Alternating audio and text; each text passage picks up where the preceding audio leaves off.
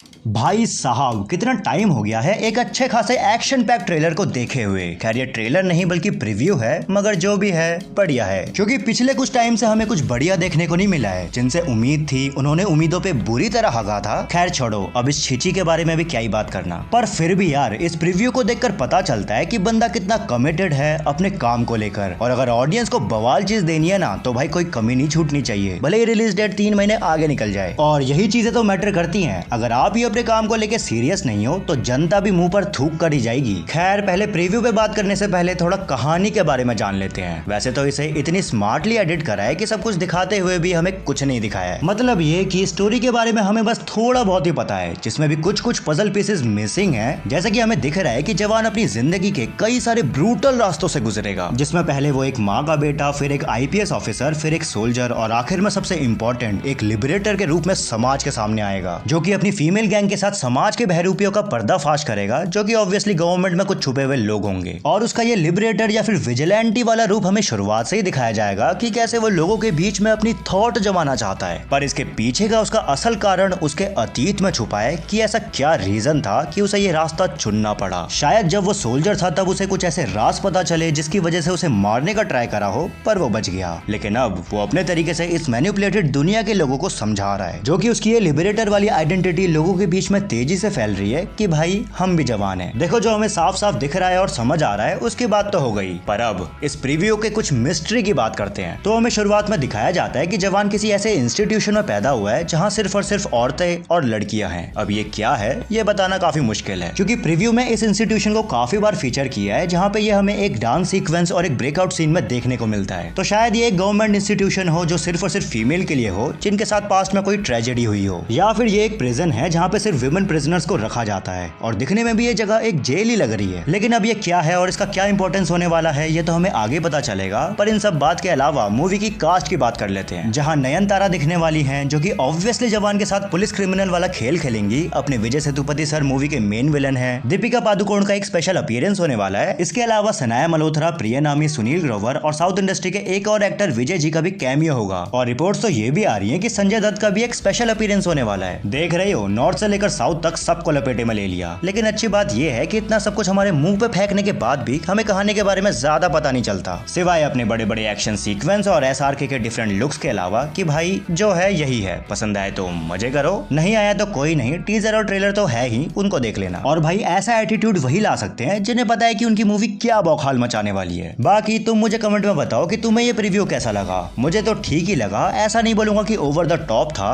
हाँ, VFX में कोई कमी नहीं छोड़ी। All thanks to red chilli, जो कि यार कुछ भी बोलो अपना काम बखूबी निभाते हैं। खैर तुम अपने ओपिनियन मुझे जरूर बताना कि क्या कमी थी या फिर जवान के लिए तुम कितने एक्साइटेड हो। बाकी मिलते हैं ऐसी किसी और अमेजिंग वीडियो के साथ, तब तक के लिए गुड बाय।